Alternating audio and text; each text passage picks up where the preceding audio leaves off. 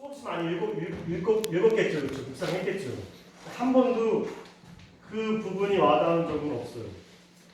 그 시작은 이 복음을 묵상하면서 철부지들이 예수님께 뽑힌 이유가 뭘까? 이런 의문이 생겼어요. 네?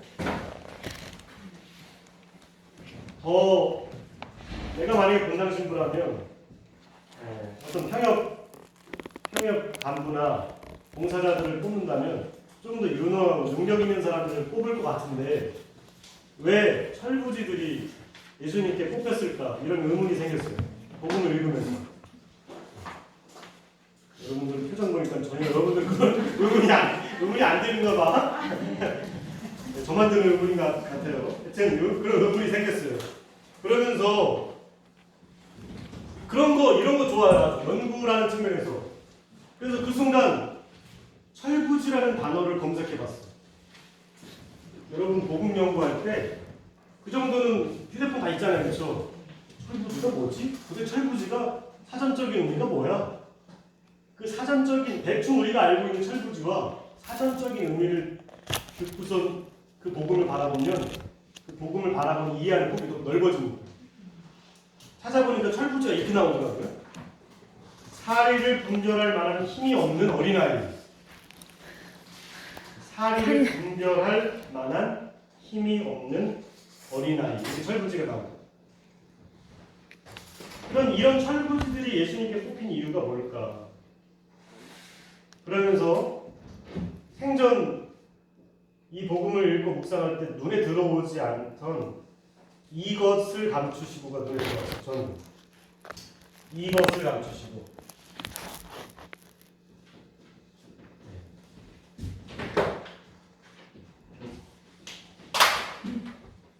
저도 많이 복음 저기를 했는데 이것이 눈에 들어온 적은 이번에 처음인데 하여튼 이것을 감추시고 눈에 들어왔어요.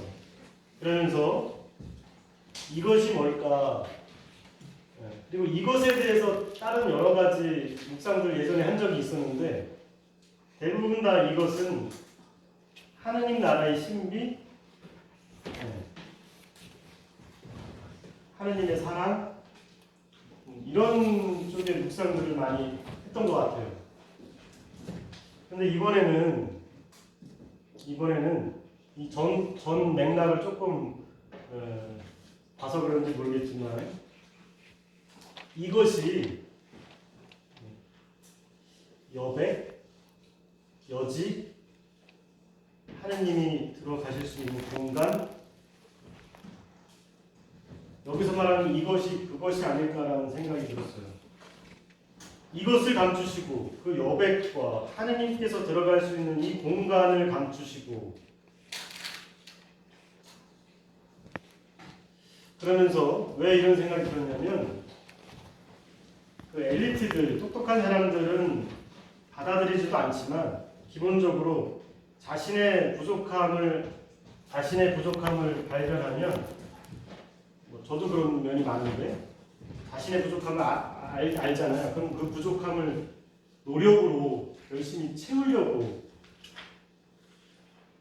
더 철저하게 그걸 살아내서 그 부족함을 채우려고 하는 성향들이 있는 사람들이 그 당시 율법학자들과 바리사이들이었고 제 모습 안에서도 그런 모습이 많이 발견되어서 거기서 말하는 이것은 하나님께서 개입할 수 있는 공간, 그 여지 이렇게 받아들여졌어요.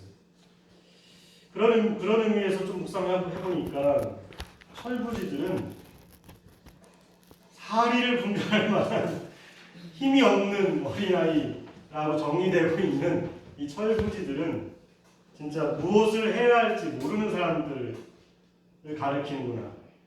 이들에게는 여백이 많을 수밖에 없겠다.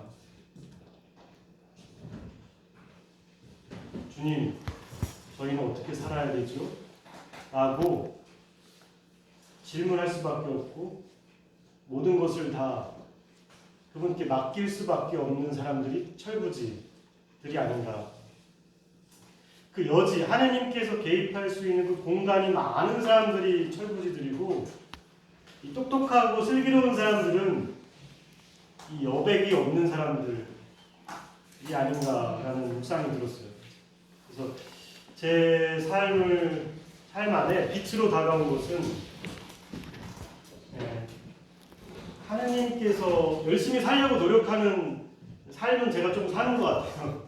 근데 하느님께서 들어오실 수 있는 그 여백이 얼마큼 있는 신앙생활을 지금 하고 있는가라는 것을 좀 바라보게 됐고, 그 여백을 발견한 것은 저에게 큰 빛으로 이 복음이 다가왔습니다. 그러면서 지금 우리 예수성김성홀에 이쪽에 자비에 예수님 성화 이렇게 그려놨잖아요, 그렇죠? 제가 방금 때도 말씀드렸지만 더 이 기도를 많이 해야 되겠구나라는 생각이 들어서 제가 나중에 그거에 대해 설명하겠지만, 이 복음의 빛을 발견한 것으로 끝나면 안 되고, 이 발견한 빛을 내가 어떻게 삶으로 살아가야 될 것까지 이 실천까지 나와야 되거든요. 관찰, 판단, 실천까지 넘어가야 되는데, 이 빛을 발견하는 게 이제 관찰, 판단 과정이라면 실천으로 넘어가야 되는 단계가 바로 그럼 이 빛을 어떻게 내가 좀 살아가야 될 건가에 대한 다짐과 각오라고 할 수 있는데, 저 같은 경우에는 이 자비의 기도, 예수님 당신께 의탁합니다. 예수님 지금 이러한 빛을 발견한 저를 당신께 의탁합니다. 맡김이 있어야 여백이 생긴다는 것은 당연하잖아요, 그렇죠? 내가 내 노력으로다가 부족함을 채우려고 하는 것은 전혀 맡김이 없는 거잖아요, 그렇죠? 그래서 맡기는 기도, 내어 맡김의 기도가 많이 부족했구나라는 것들 다시 한번 생각하게 됐고, 그 빛을 통해서 조금은 더 여유로워진다고 할까요? 또 그런 은총을 받은 것 같습니다. 이건 저 개인적인 저의 그냥 하나의 묵상이고, 저의 하나의 발견한 빛인데요.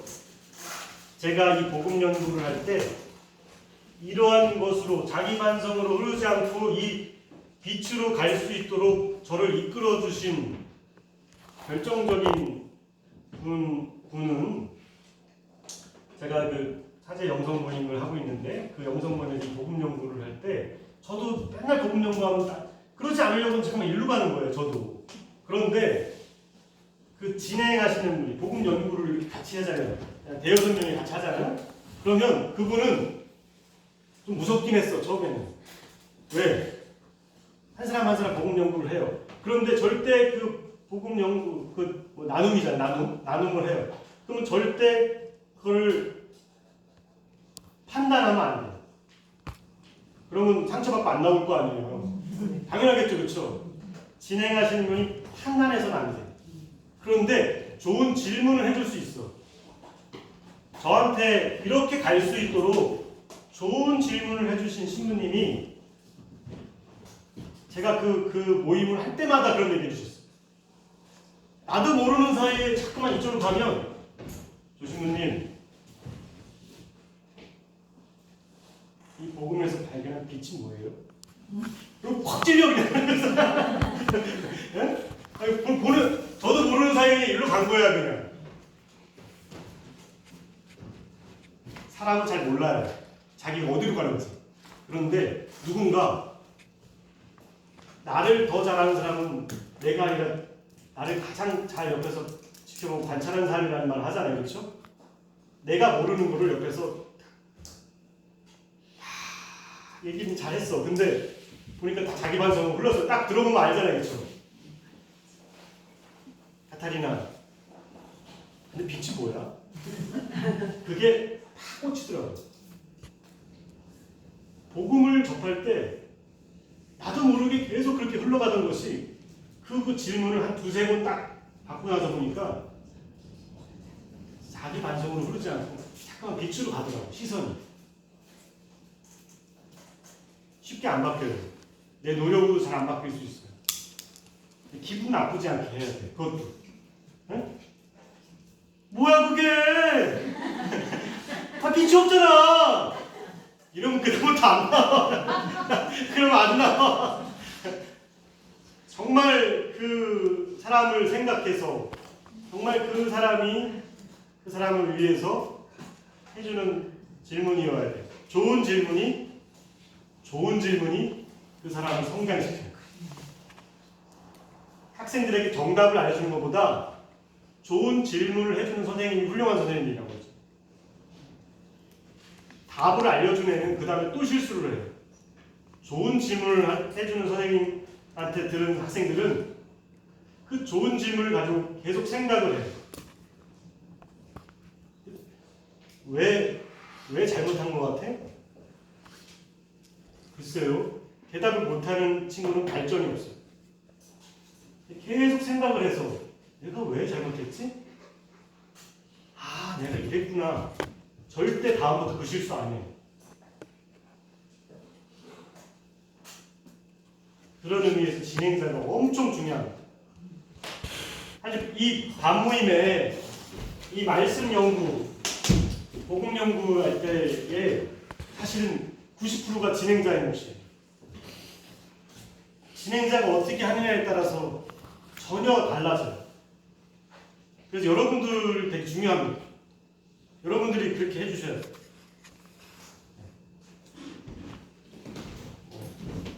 너무 길어졌는데 할 얘기가 너무 많아서 자, 중요한 순서만 얘기하고 끝내겠습니다.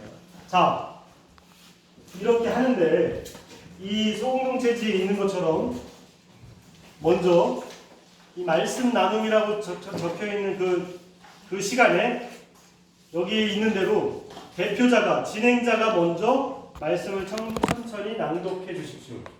그 다음에 두 번째로 참석자 중에 한 명이 다시 한번 천천히 낭독한다고 되어 있잖아요. 그렇죠? 이때 진행자가 자기가 한번 한 다음에 잠깐 쉬었다가, 아주 짧게 쉬었다가 혹시 이 모임에 반모임에 참석한 분들 중에 한 분이 또 읽어주시겠습니까? 하고 이렇게 열어주세요. 누굴 지적하지 마시고 스스로 할 수 있도록 열어두세요. 그러면 그 중에 누가 하실 거 아니에요, 그렇죠? 그래도 쑥스러워서 아무도 안 하면 그때 아니 오늘 오래간만에 오셨는데 한번 해주시겠어요? 라고 그 다음에 이렇게 청하시면 좋을 것 같아요. 그래 두 번 읽어요. 그 다음에 세 번째는 혼자 속으로 천천히 또 한 번 읽을 수 있는 시간을 줘요. 그렇게 세 번을 읽게끔 한 다음에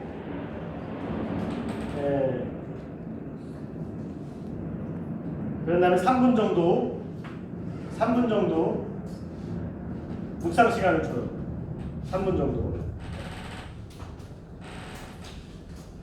묵상 시간이 끝난 다음에 진행자가 이렇게 이야기해 주시면 좋겠어요. 오늘 읽은 복음에서 나에게 빛으로 다가온 그걸 계속 강조하고 이야기해 주세요. 이 빛이라는 단어.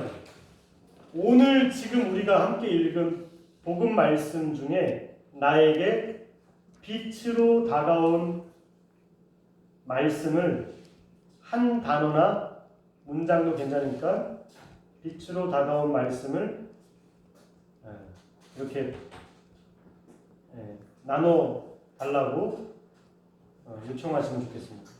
그래서 아까처럼 철부지 아니면 이것을 감추시고 등 각자 그렇게 그거만 알죠? 딴 거 하지 말고 그것만 하는 거예요. 그것만. 그러고 나서 3분 정도의 또 묵상 시간을 줍니다.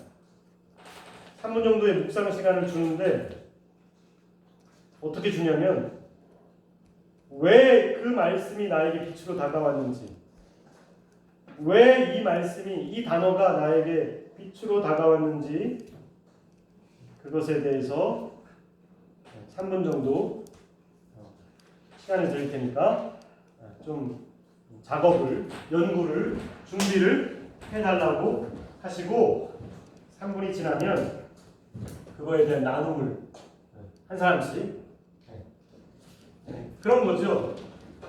나에게 있어서 예수님은 네모다.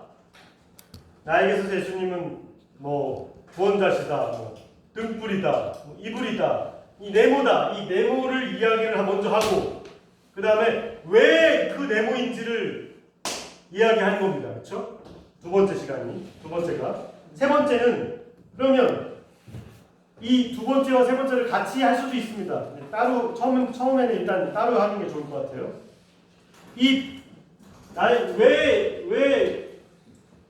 왜 이 말씀이 빛으로 다가오는지를 이야기했으면 그러면 이 빛의 말씀을 한 달간 송동체 반모님 한 달에 한 번 하잖아요, 그렇죠? 한 달간 그 빛을 잘 간직하고 살아내기 위한 다짐과 각오를 실천 사항을 나눠주시겠습니까? 라고 진행해 주시면 그렇게 세 가지.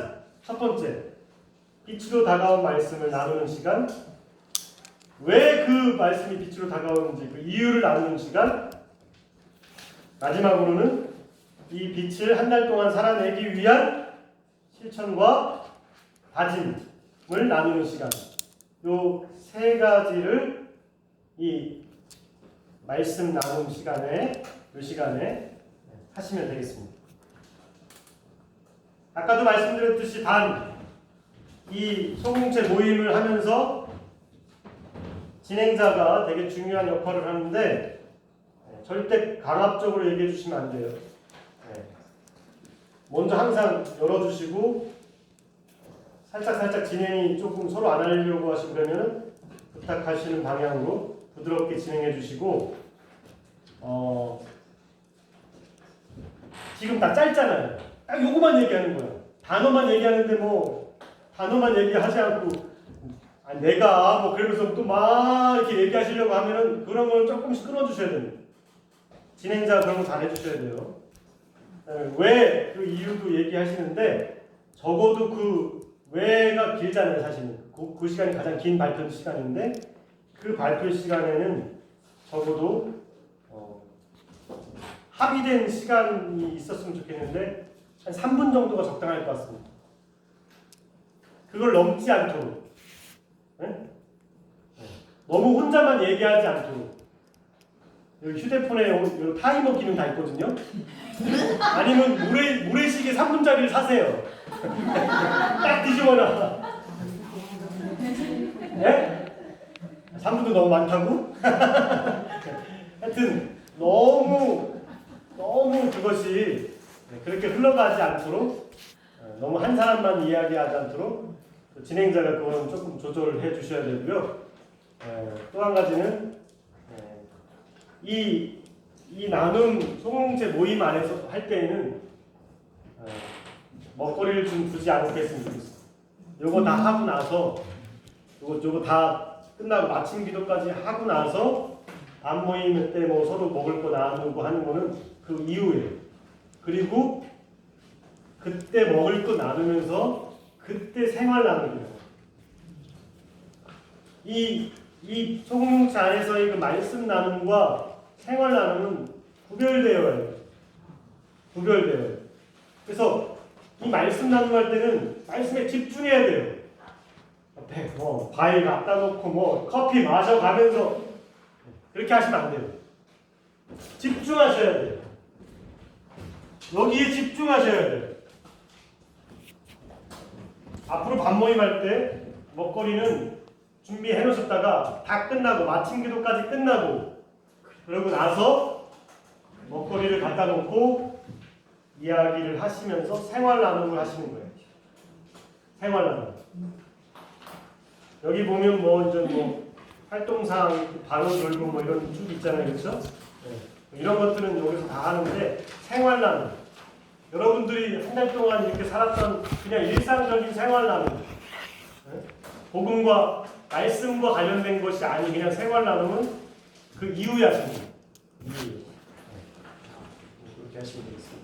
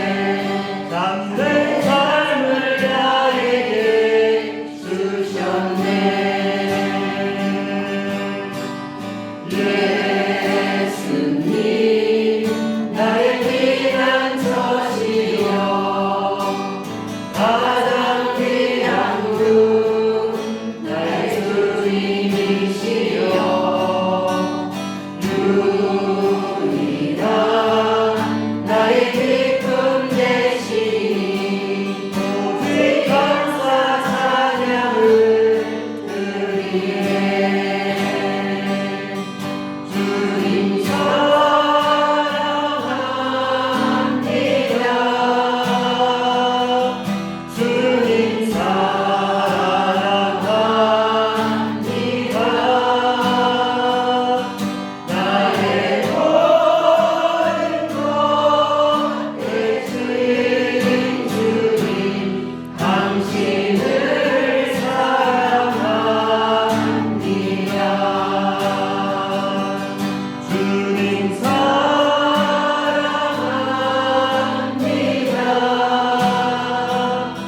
주님 사랑합니다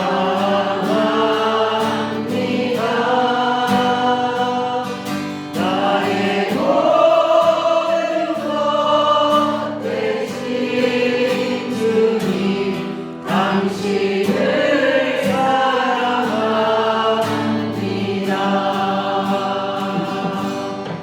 다음 요게 빠지면 뭐가 되겠어요? 네? 안 먹는 찐빵?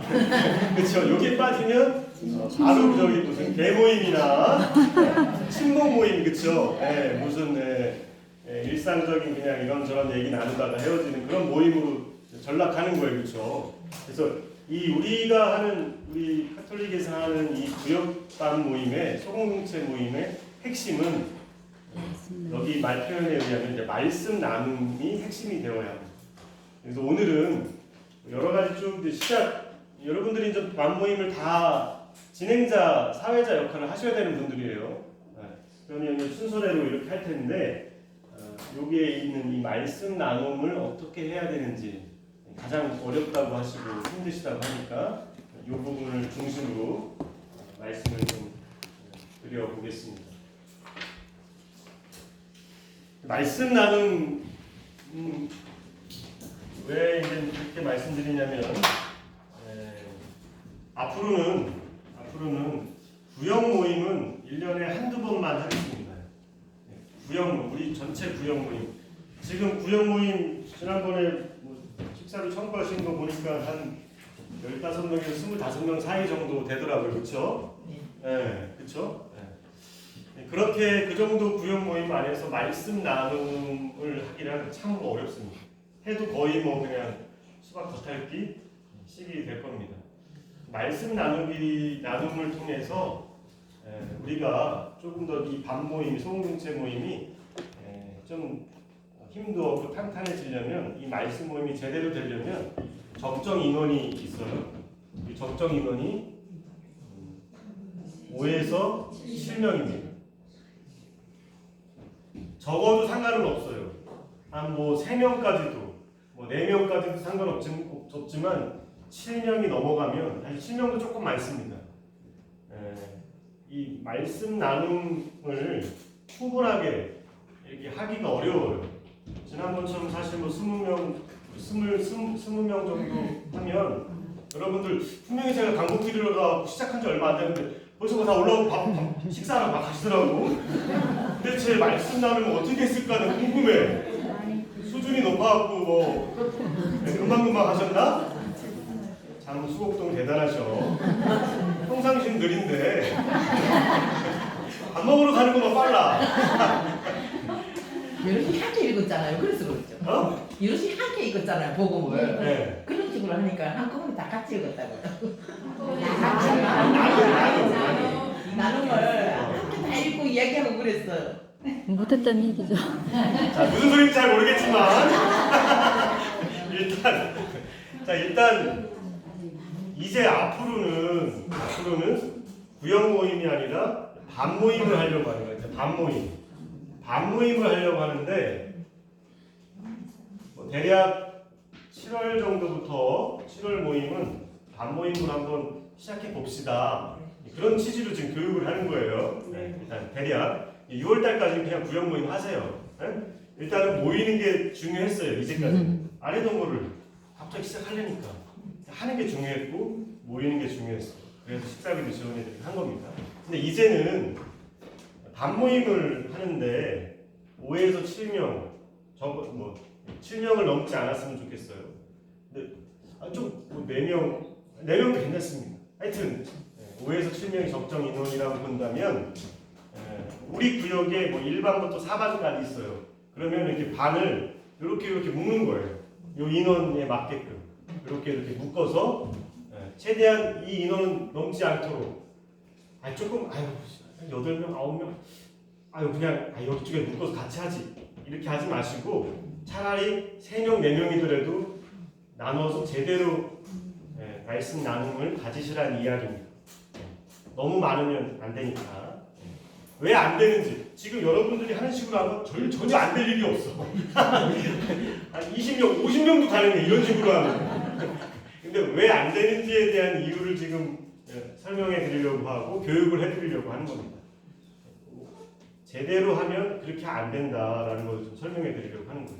그래서 앞으로는 7월부터는 이렇게 한번 해보십시오라고 이렇게 알려드릴 건데 먼저 말씀을 드리면 사실 이거는 한 번의 교육으로 될 수 있는 문제는 아닙니다. 일단은 이 교육이 시작이 되었으면 좋겠고 앞으로 이거에 대한 말씀 나눔이 좀 틀린 말인데 하여튼 이거에 대한 교육이 앞으로는 준비를 지금 하고 있고요. 할 겁니다. 더 이것에 대해서 더 강조할 거고 이것에 대한 교육을 여러분들에게 제공해 드릴 거예요. 그런데 일단 시작을 한번 이렇게 해보자라는 취지로 하는 거니까요. 첫 술에 배부를 수 없습니다. 그러니까 지금 오늘 이 시간에 제 강의를 배우고 뭐 다 완벽하게 이렇게 그렇게 저도 생각하지 않고요. 그렇게 욕심내지 않으셔도 되고요.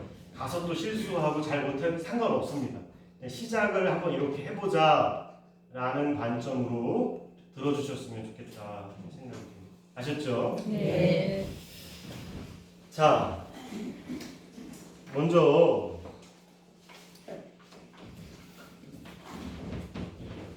말씀 나눔이라는 말 자체가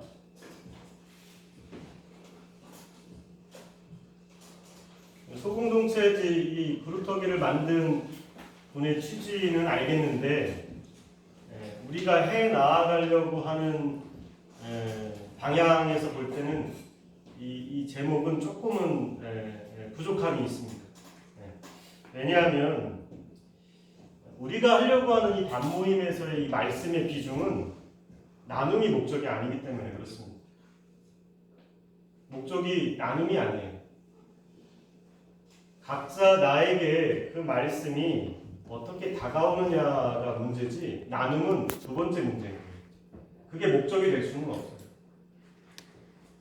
말씀은 일단 1차적으로 나에게 그 말씀이 어떻게 빛으로 다가오느냐, 그래서 내 삶을 그 말씀이 어떻게 나에게 영향을 미치느냐, 이게 첫 번째입니다. 가장 중요한 목적이에요. 우리가 하려고 하는 것에. 나눔은 부차적인 거예요. 안 해도 돼. 근데 나눌수록 다른 사람들에게 저 사람에게는 이것이 빛으로 이런 것들을 나누다 보니까 더 풍요로워지는 거죠. 그렇죠? 그런 차원입니다. 그래서 말씀이 주가 아닙니다. 핵심은 말씀이 나눔이 아니고 말씀이 핵심입니다.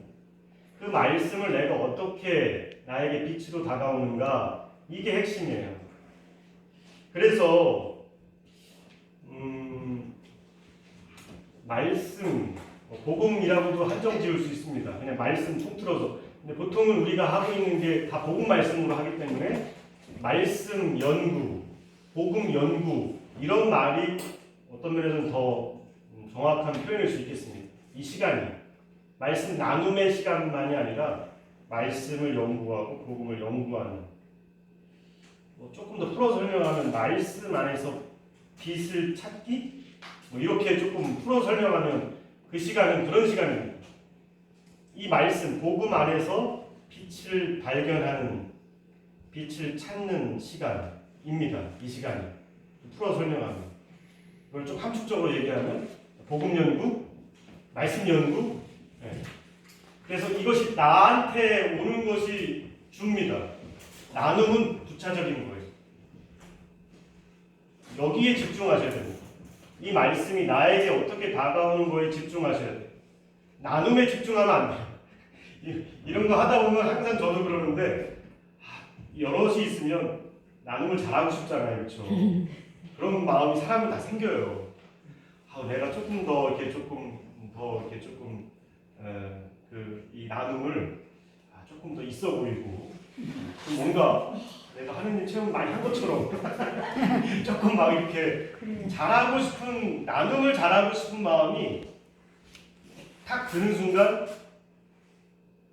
이 주가 바뀝니다. 말씀이 주가 되거든요. 그래서는 안 된다는 거예요. 말씀이 주가 아니에요. 그것이 나에게 이렇게 다가온 것이 나눔 안에서 그것이 뭐 좋게 보이지 않는 그게 중요한 게 나한테 그 말씀이 어떻게 다가오느냐가 중요한 거예요.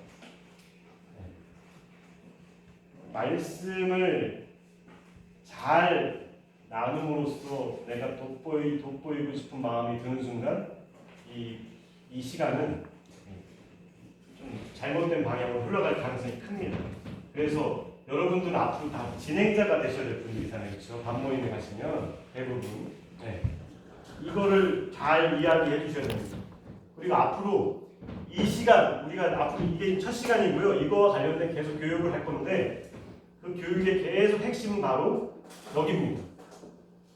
나눔이 목적이 아니고요. 내가 어떻게 나눠서 잘 벌려고 하는 게 목적이 아니고 그 말씀이 나에게 하나님의 말씀이 나에게 어떻게 다가오느냐 여기에 집중합시다. 이거에 대한 교육입니다.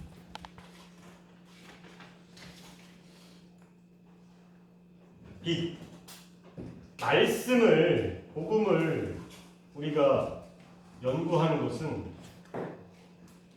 그리고 말씀을 가지고 내 삶을 송두리째 바꾸는 것은 그 말씀 안에서 빛을 발견할 때입니다. 그래서 이 시간의 가장 큰 목적은 이 빛을 발견하기 위해서. 그런데 이제까지 우리의 말씀 나누기는 여러분들이 소공동체 모임에서 해오던 말씀 나누기와 평상시 내가 말씀을 접하고 복음을 접할 때 나의 그 접근 방법은 이 빛보다는 자기 반성으로 많이 흘렀습니다.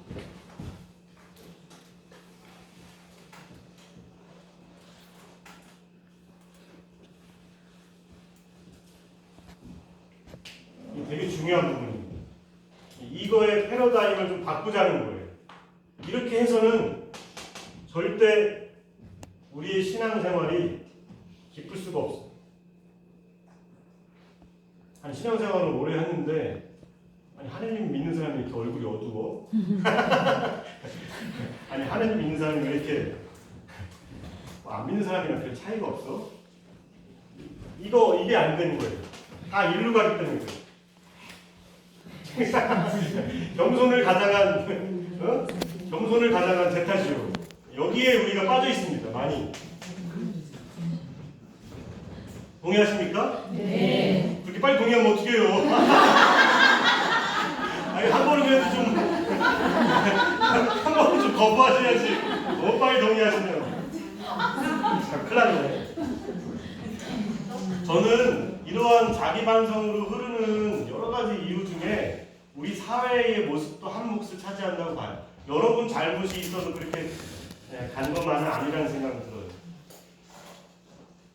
우리 사회는 무슨 일이 발생하면 하나의 사건이 발생하면 세월호 사건이든 수교구 사태든 하여튼 이러한 여러 가지 사회의 문제가 발생하면 이것을 접근하는 방식이 그것에 대한 진상 규명이라든지 아니면 원인이 무엇이었는지 그리고 앞으로 이러한 일이 발생하지 않으려면 대안이 무엇인지에 대한 당사자들의 책임성과 책임 있는 그런 방식으로 흘러가지 않았습니다.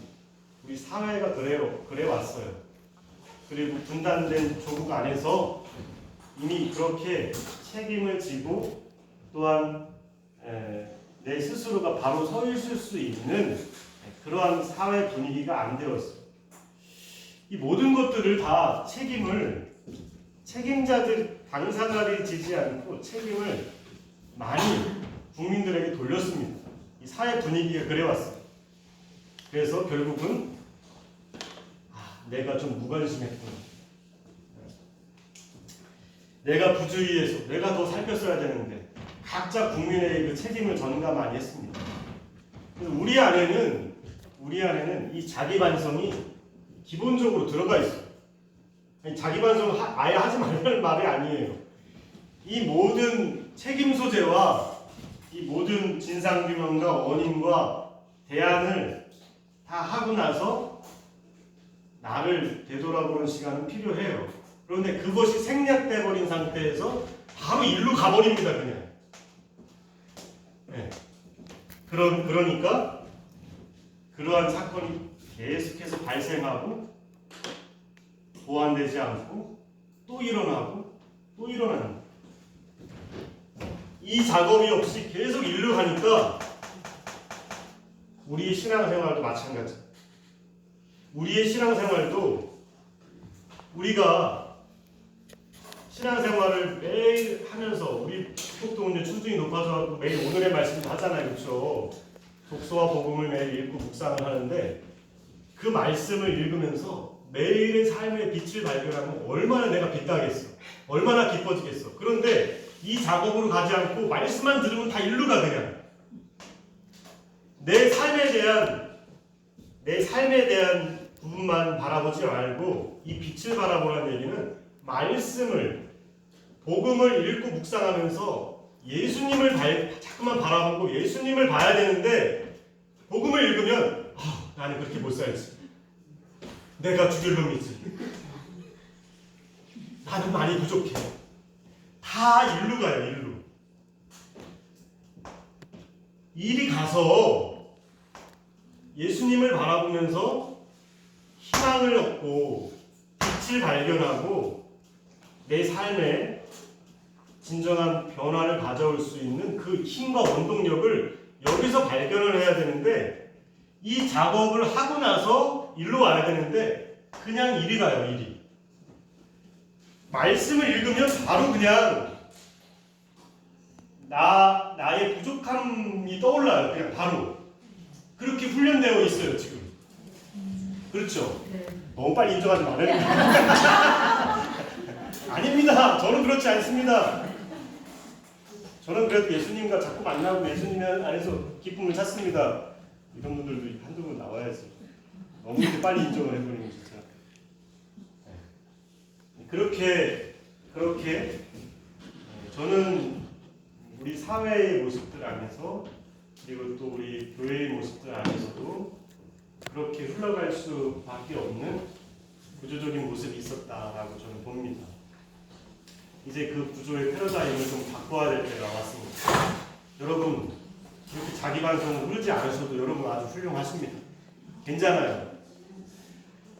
이게 엄청 중요한 겁니다. 아이가 좀 잘못을 했어요. 애들 다 키워보셨잖아요, 그렇죠? 그때 너 왜 잘못했어? 너 왜 그랬어? 하지 말라고 그랬잖아. 이렇게 이야기를 하는 아이는 다 일로 갑니다.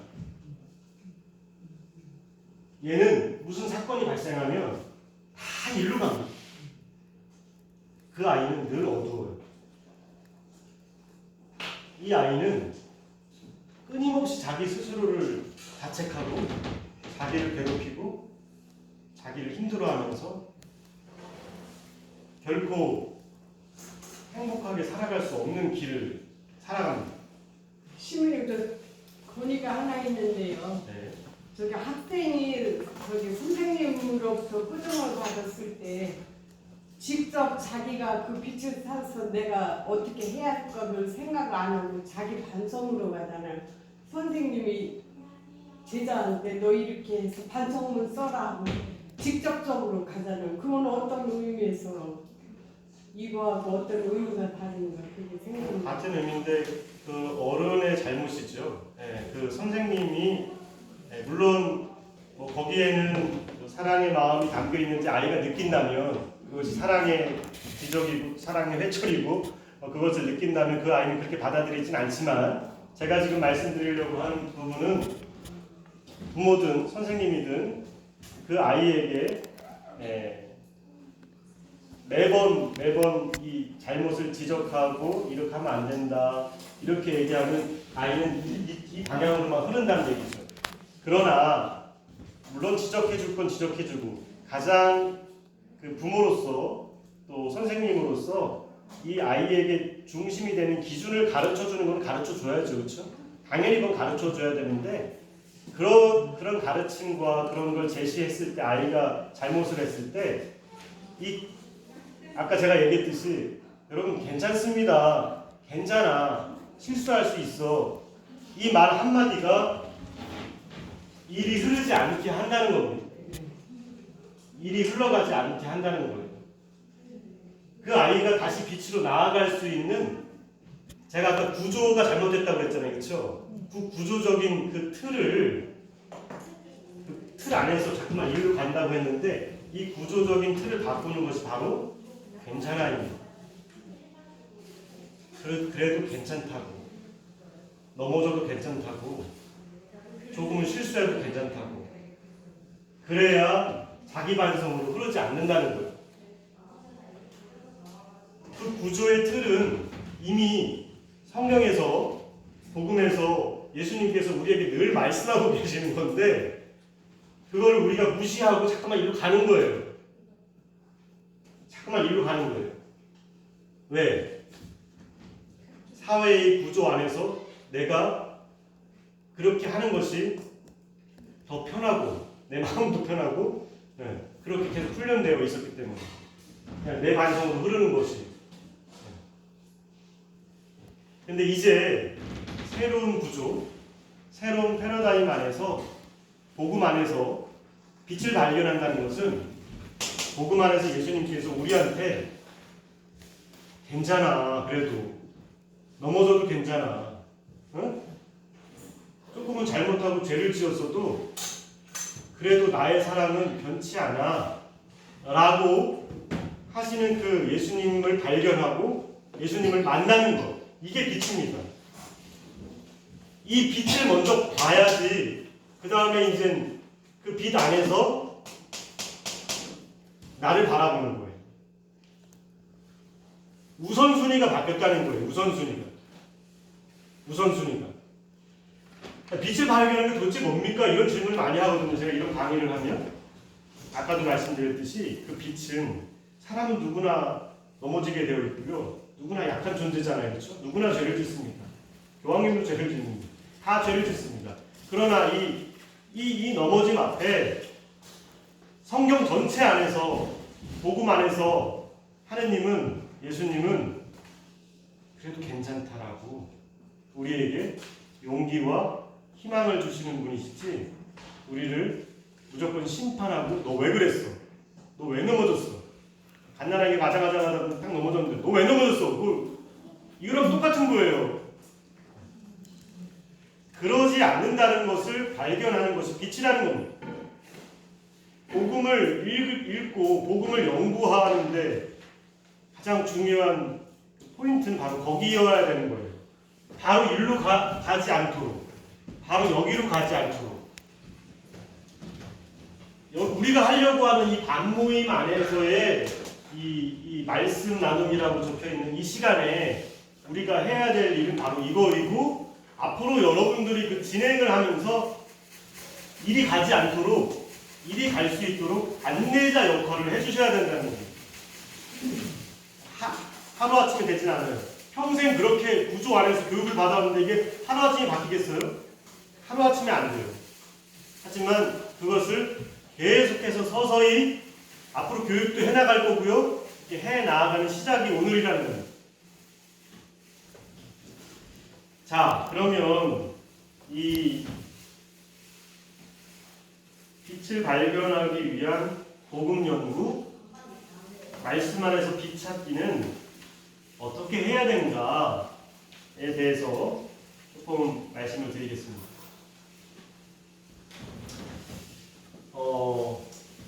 복음 연구라는 표현을 썼는데요.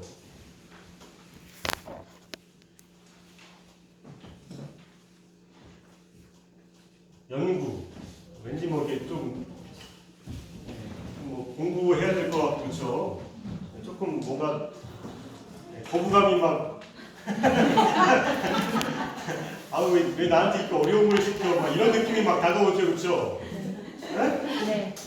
안다고요 이거는? 부정을 좀 하셔야지.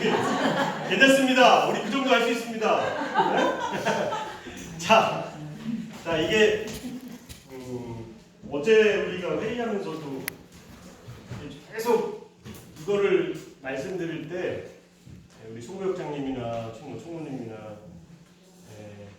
우리 교육장 반장님들 입장에서는 우리 구성원 자체가 다 어르신들인데 뭔 연구를 하고 뭐 무슨 뭘 빛을 자꾸만 발견하라고 합니까? 우리가 어떻게 해요? 이런 얘기들을 하시거든요. 충분히 이해는 됩니다만 이런 교육을 하는 의미가 없어집니다. 아예. 그렇게 접근하면 이 교육을 할 이유가 없어져요. 그렇게 접근하면 우리가 이거를 아예 이야기할 필요가 없어집니다. 그냥 어르신들만 있고 그거 힘든데 이거 어떻게 그냥 모여서 그냥 뭐 자기 반성을 하든 그냥 살던 얘기 좀 하다가 그냥 밥이나 먹고 뭐 개모임 비슷하게 그냥 그냥 하지 뭐 그냥 이렇게 돼버리는 거예요. 좀 수준의 차이는 있습니다. 분명히 연구라는 말이 들어간 거 보면 어떻게 연구를 하냐에 따라 수준 차이는 분명히 있습니다만 할 수 있는 범위 내까지 하시면 됩니다. 저희 친구들 모임 안에서도 이 복음 연구를 하거든요. 복음 연구를 하면 일단 1차적으로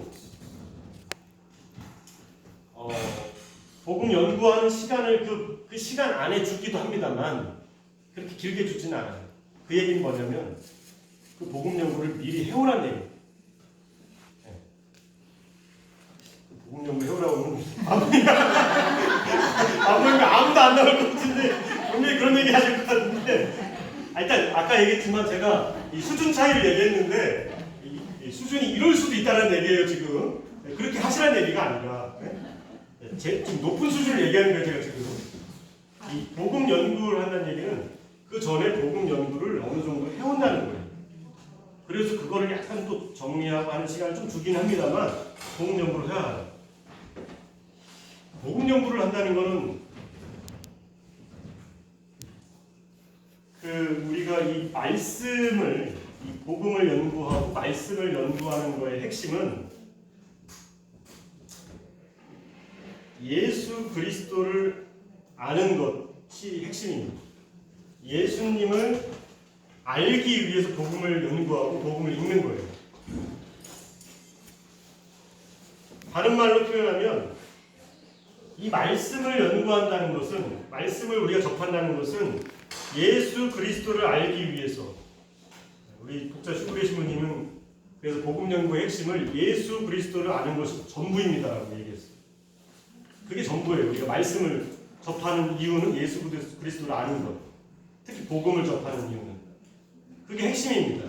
예수 그리스도를 알기 위해서 나를 돌아보고 나는 부족해 나 반성으로 이게 아니고 예수 그리스도를 아는 것 이것이 핵심입니다. 복음 연구의 핵심입니다. 그리고 다른 말로 표현하면 예수님의 마음을 헤아리는 거예요. 나의 부족함을 헤아리는 게 아니고 예수님의 마음을 헤아리는 것이 복음 연구입니다. 그리고 다른 말로 표현하면 예수님은 왜 이런 말씀을 하셨을까를 예수님 입장에서 생각해 보는 거예요. 내 입장에서가 아니고. 그리고 이런 상황에서 예수님의 마음은 어떠하셨을까? 같은 말인데 하여튼 예수님을 아는 거예요. 예수님을 아는 것이 전부예요. 그런 것들을 하는 게 복음 연구예요.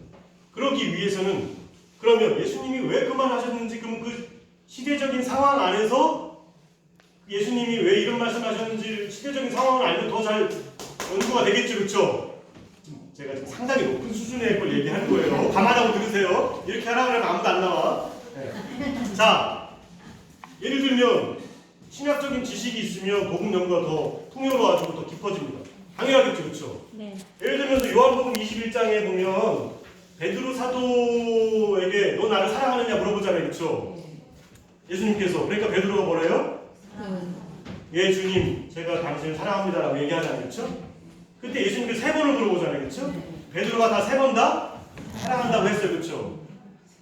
근데 그 성경에 보면 예수님께서 너 나를 사랑하느냐 할 때 그 사랑, 한국말로는 다 사랑하느냐라고 표현되어 있지만 히라보 원문을 보면 처음에 예수님은 너 나 아가페 하느냐라고 물어봅니다. 아가페.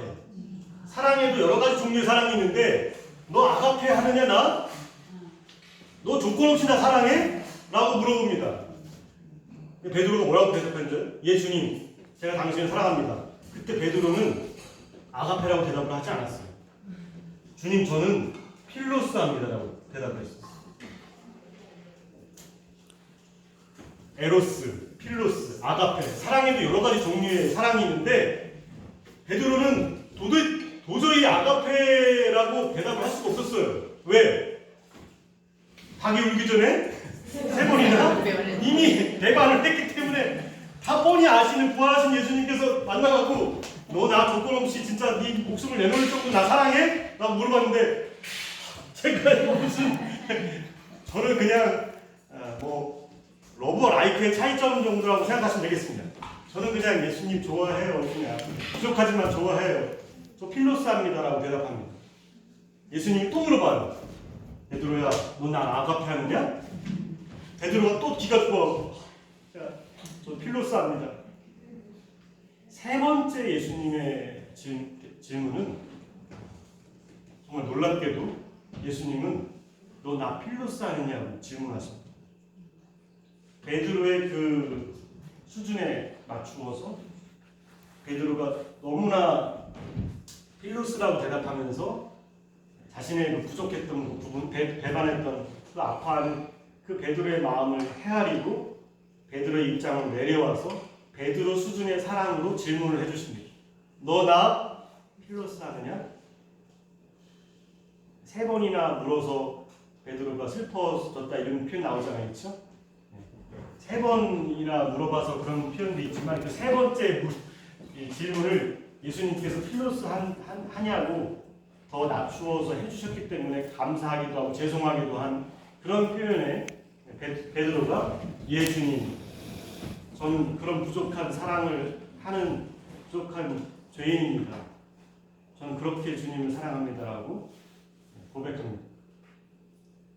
신학적 지식이 있고 이런 뭐 히라보 원문도 볼 수 있고 뭐 그쪽으로 또 공부를 한 사람이면 성경을 연구하면서 예수님의 마음을 더 잘 이해하겠죠, 그렇죠?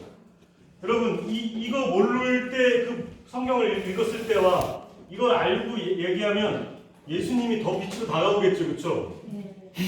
아니에요?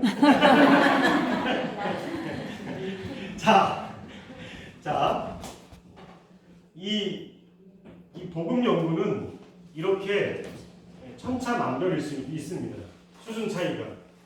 여러분들한테 거기까지 요구할 수는 없어요. 거기까지 요구할 수는 없습니다.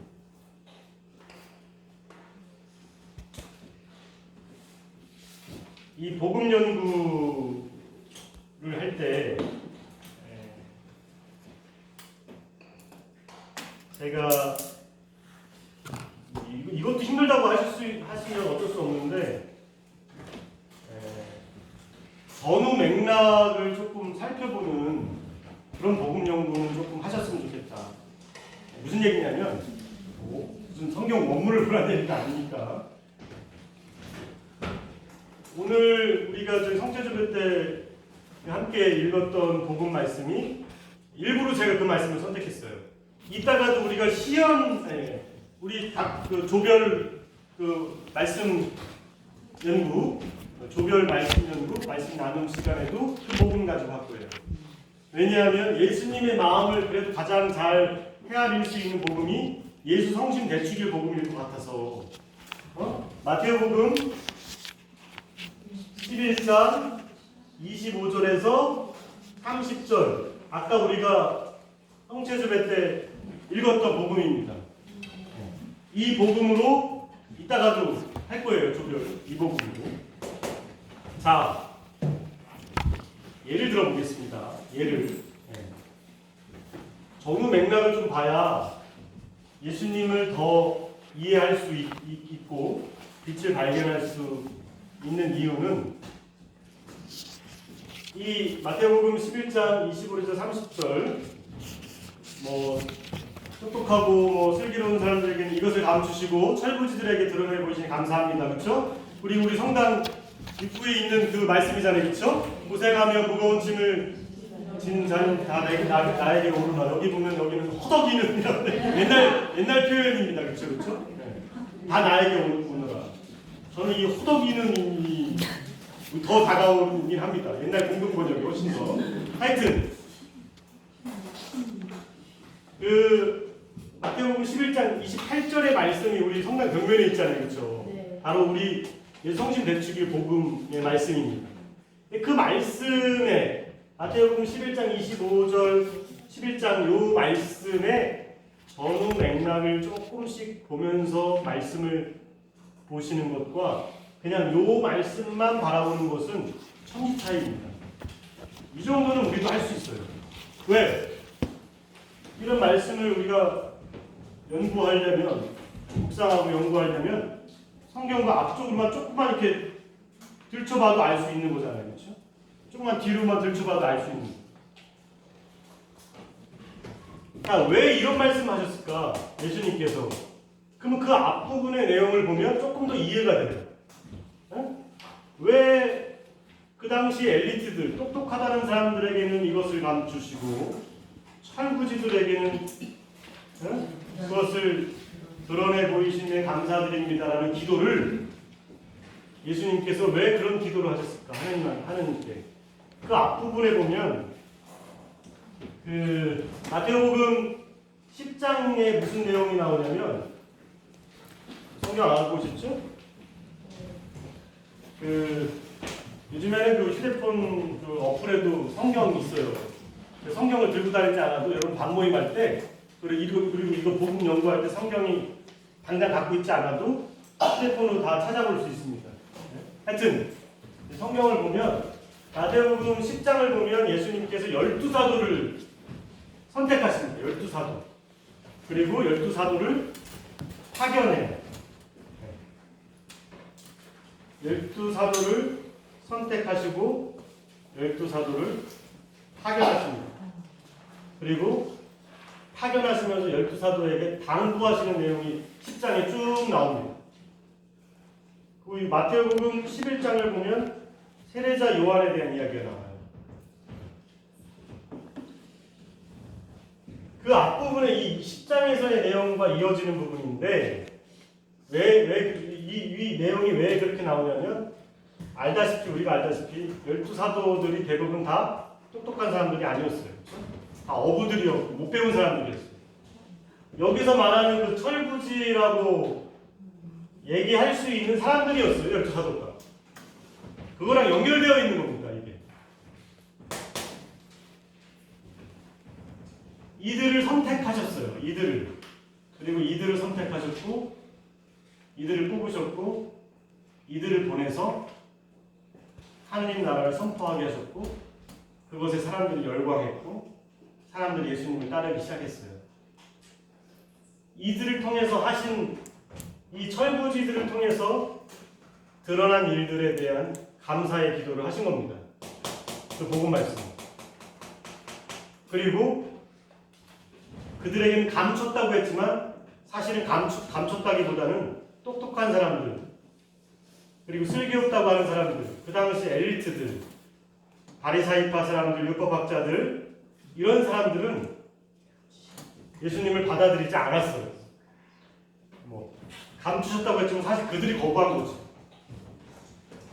그래서 하느님께서 하시는 일은 예수님의 그 기도잖아요. 이 앞부분이 기도인데 하느님께 드리는 기도예요. 그게 공동번역 성경에 보면 지금 새 성경에는 그냥 예수님께 이렇게 말씀하셨다 나오지만 옛날 성경에 번역 성경에 보면 처음에 11장 25절에 예수님께서 이렇게 기도하셨다라고 나와요. 하나님께 드리는 기도의 내용입니다. 그 앞부분이 왜 그렇게 기도하셨냐면 정말 똑똑한 사람들, 알아들을 만한 사람들은 전혀 못 알아듣고 정말 이 어부들, 정말 배우지도 못한 사람들이 하나님의 말씀을 받아들이고 그들이 하나님을 전하는 모습, 그것에 놀라움과 하나님께 감사와 찬미를 드리는 내용입니다. 그 앞부분이 25절, 26절이 27절까지 이런 앞부분의 내용을 바라보면 왜 예수님께서 왜 이런 말씀을 하셨는지, 그리고 예수님께서 이렇게 말씀하신 이유가 뭔지, 그리고 뒷부분에 보면 고생하고 무거운 짐을 진 자 다 나에게 오라, 허덕이는 자 다 나에게 오느라. 왜 이 말씀을 하셨냐면 그들, 못 배운 사람들, 철부지들은 그 당시 지금 이 시대도 마찬가지지만 대부분 다 하루하루 힘들게 살아가는 사람들, 고된 일을 하는 사람들, 하루하루 벌어먹고 살아가는 사람들, 그런 사람들이었잖아요. 그렇죠? 그들의 삶에 더 깊숙이 더 예수님은 다가가셨구나라는 걸 우리는 묵상할 수 있어요. 그렇게 생각해보면, 이 앞부분을 바라보면 그 예수님께서 그들의 삶을 그만큼 더 많이 관찰하셨고 그들과 함께 하시지 않으면 하실 수 없는 말씀이라는 거죠.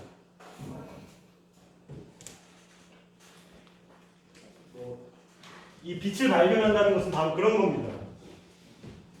그런 전후 맥락 안에서 나의 고된 삶 안에서도, 오늘 하루 나의 힘든 삶 안에서도 그 옛날 그 철부지들과 함께 하셨듯이 오늘 하루 나와 함께 하셨구나, 내 옆에 늘 힘들 때 함께 하시는구나 라는 빛을 발견할 수 있는 거죠. 이런 상황들을, 전후 맥락을 살펴보면 조금 더 그것을 받아들이는 게 더 쉬워지는 겁니다. 여기까지는 하실 수 있을 것 같아요. 근데 이것도 힘들다 그러면 요 텍스트만 읽고서 묵상하셔도 됩니다. 요 텍스트만 읽고 거기에서 다가오는 빛을 발견하게 돼요. 근데 요 정도까지는 하실 수 있을 것 같아서 제가 여기까지 말씀드린 거고, 그 다음에 무슨 신학적인 책을 보고 또 공부하고 여기까지 얘기하는 건 아니고요. 이게 되게 좋은 습관인데요. 여러분 성경을 읽고 그날 독서 복음을 읽고 묵상할 때, 지금 우리가 평일 미사 때 우리가 지금 오늘의 말씀을 하고 있는 거 여러분들에게는 엄청나게 유익한 거예요. 왜? 복음이 계속 이어지잖아요. 그렇죠? 그래서 이 흐름 속에서 우리가 복음을 묵상하잖아요. 여러분은 이미 그걸 하고 있는 겁니다. 그걸 하고 있는 거예요. 주일 복음은 또 주일 복음대로 계속 이어지고 있죠. 그렇죠? 평일 복음대로 계속 이어지고 있죠. 여러분들은 그 전후 맥락을 이렇게 보면서 복음을 연구하고 묵상하고 있는 거예요. 이해의 폭이 다른 사람들보다 훨씬 더, 그리고 빛을 발견할 수 있는 가능성이 더 큰 겁니다. 일로만 가지 않는다면 이러한 자기 반성으로 흐르는, 난 무조건 다 내가 잘못한 거야, 아니야, 나는 이런 잘못으로 인해서 나는 부모님께 미움받을 거야, 등등 이러한 여러 가지 축적된 구조와 틀 안에서 일로만 가지만 않는다면, 하나님을 계속 바라볼 수 있는 우리의 시선만 있다면, 예수님을 아는 것이 목적이고 예수 그리스도를 바라보고 예수 그리스도에 대한 사랑을, 예수님의 마음을 헤아리는 우리의 시선만 고정되어 있다면 이 빛을 발견할 수 있다는 겁니다.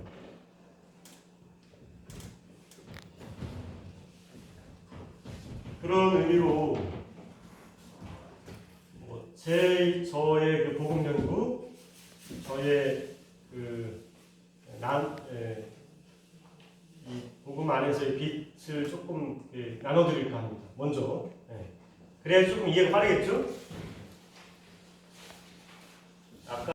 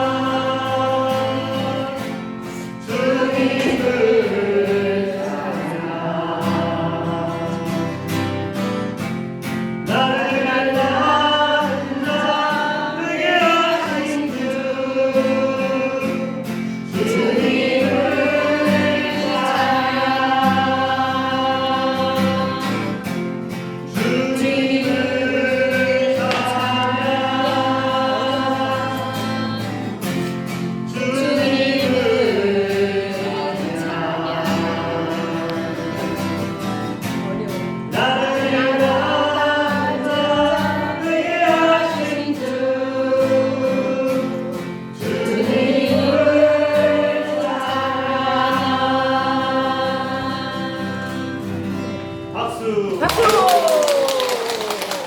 아니 처음 부르는 곡 왜 이렇게 잘해? 저는 신부님 혼자 잘하시는 박수!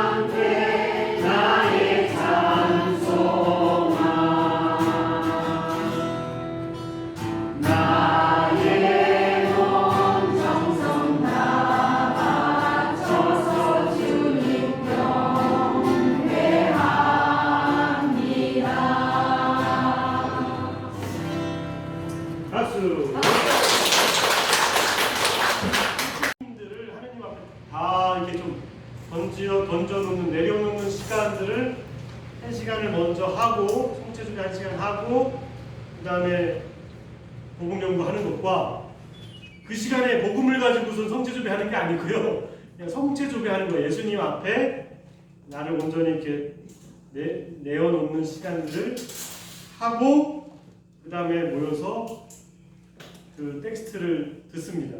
미리 알면 성체조배 시간에 그 복음 연구를 할 수도 있잖아요, 그렇죠?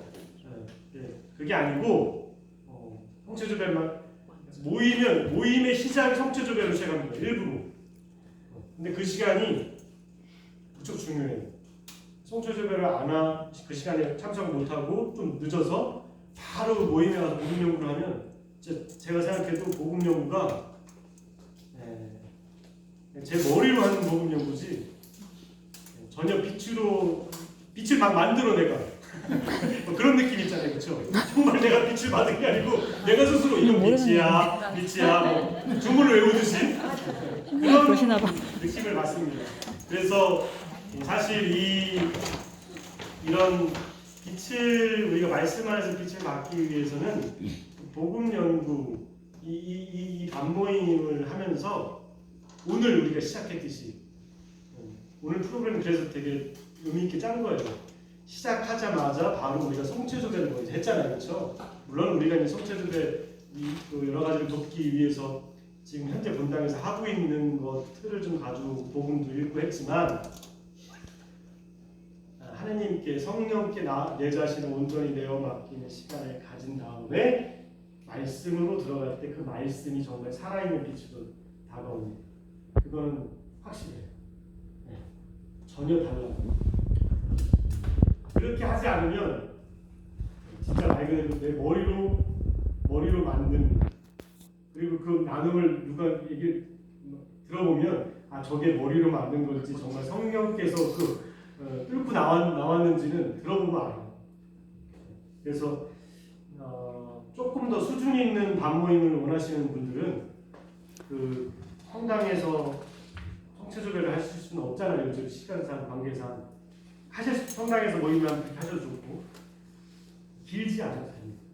10분이든 20분이든 30분이든 우리 반모임 할까요? 하면 성당에서든 아니면 가정집에서 반모임을 할 수 있잖아요. 인원이 적으니까 그러면 같이 모여놓고 뭐 십자가 초 가운데 놓고서 같이 이렇게 성체조배 하듯이 약간 이렇게 좀 하나님께 나를 내어 맡기는 시간을 갖고 그 다음에 성공체 모임 회합을 시작하시면 더 좋다라고 말씀을 드립니다. 그렇게 하시라는 얘기까지 말씀 못 드리겠고 아우 신부님 그렇게 하라고 해도 다 안 나와요 막 이러실까봐 그것까지. 근데 이런 게 있다.